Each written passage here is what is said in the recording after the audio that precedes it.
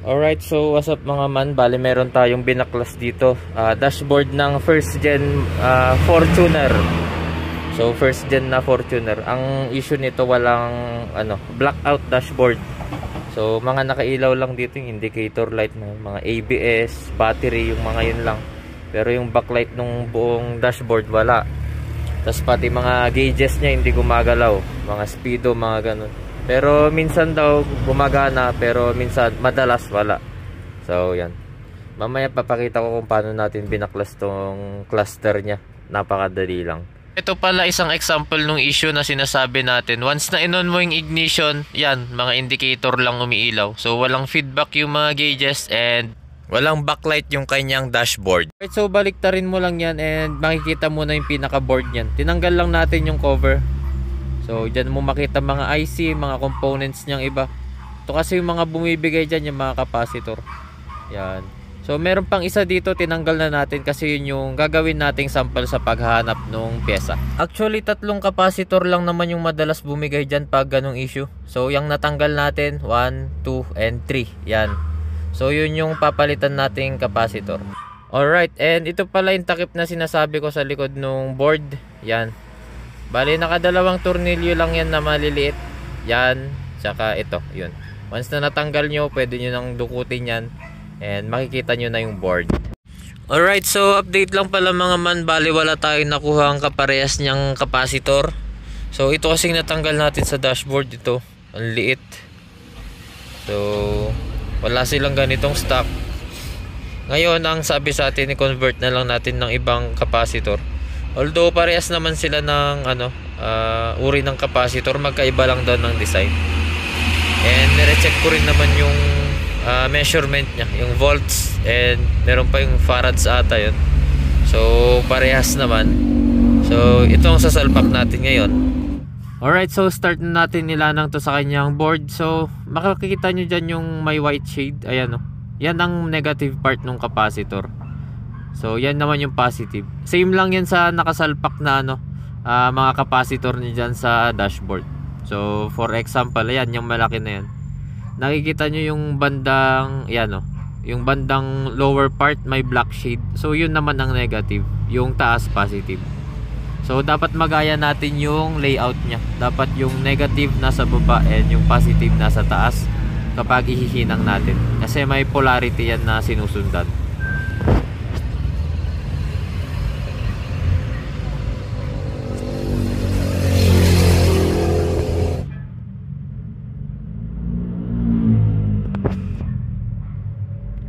Alright, so nakaisa na tayong palit. Bali, ito namang pangalawa, papalitan natin. Yan o, ganda. Medyo mataas lang siya, matangkad tignan.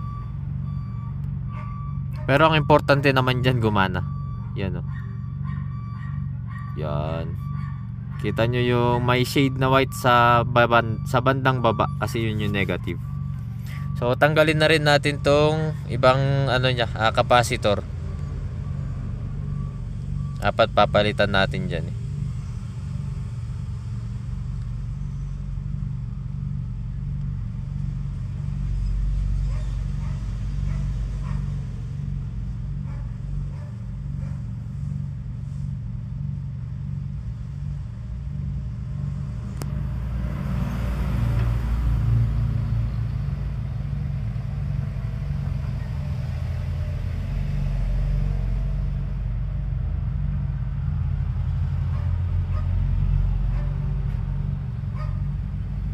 Yung tanggal.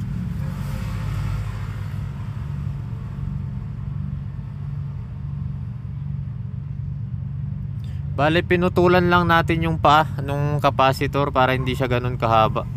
Baka pag hindi natin kasi pinutulan, hindi na maibalik yung back cover niya kanina. So yung saktong tangkad niya. So ayan, pupunduhan na natin yung pangalawang capacitor mga man na papalitan natin. Yan.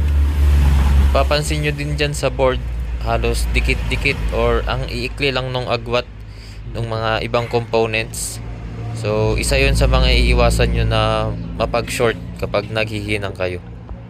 So dapat precise kayo dyan. Kung saan yung natanggal yung I mean, kung saan yung part na kailangan hinangan lang, doon lang dapat. Okay. Kasi pag once na pagdikit mo yan, may chance na mag-short or mag-ground. Ayun. And dapat iwasan yung masunog yung board. Yan. Kasi syempre mainit yung panghinang, wag nyo masyadong ibabad.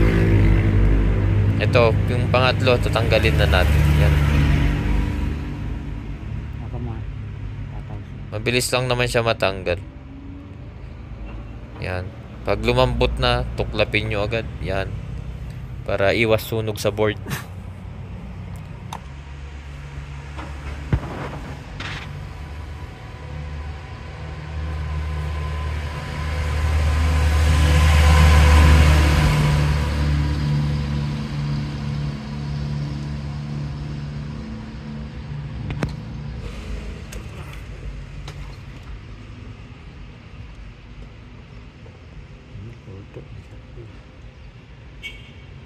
Ito ba?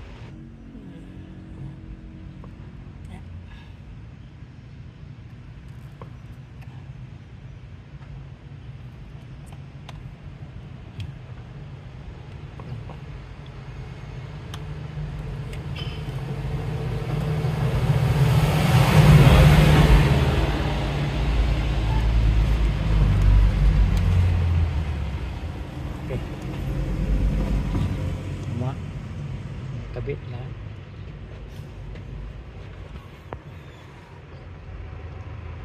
Okay. Kabit natin.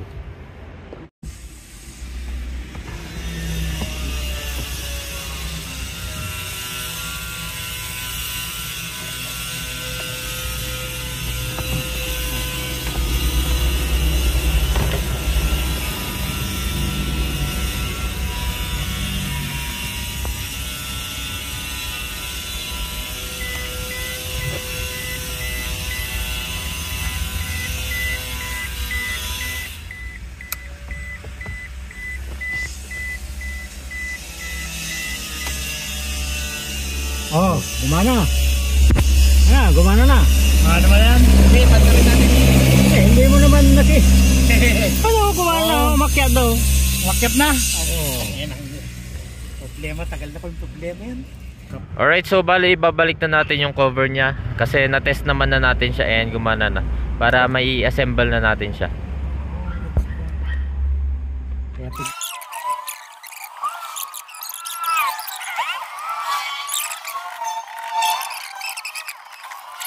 start ko ah. Sige lang kuya, sige lang. Ayan, pati RPM mo, okay na.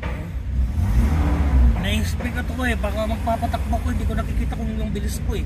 Oo ah. Hindi ko Symbol mo na. Alright, so yan na mga man, bali binabalik na natin yung kanyang cluster or dashboard sa dati niyang lalagyanan. Yan.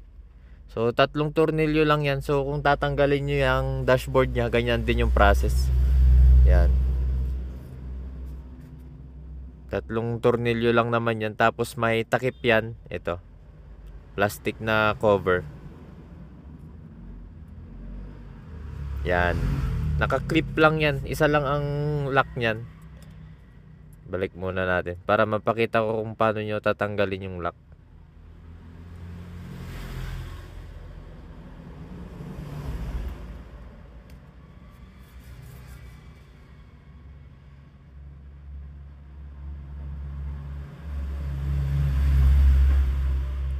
So ayan, once na naibalik nyo na yung cover nyang yan, may plastic lock yan. Yan o, andyan nakalagay. So ipapaluwangan nyo lang yung tornilyo, tapos huhugutin nyo siya. Ito yung design nya, yan. Para mabaklas nyo kung sakali. So yun, ganun lang. Kailangan nyo muna tanggalin yung plastic na clip na yon. Then hugutin nyo lang yung cover. adjust yan. Oo, di mo madukot yung dashboard minsan. Oo. Testing sa pa. Susi.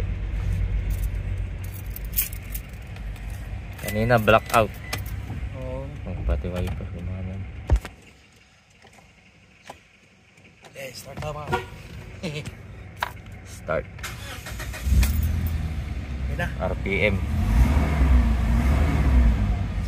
expect ko nga ngayon sa taas. Alright, so what's up mga man? So yun, kakatapos natin isalpak and itest yung kinonvertan natin ng capacitor na first gen Fortuner na may blackout issue. So yun, successful naman and gumagana na pati backlight niya and yung mga gauges niya. So yun, bali obserbahan lang natin yun, syempre conversion yung nangyari doon. Tignan natin kung hanggang kailan tatagal or kung may ibang mangyayari doon sa capacitor na nalagay natin. Pero hopefully wala naman.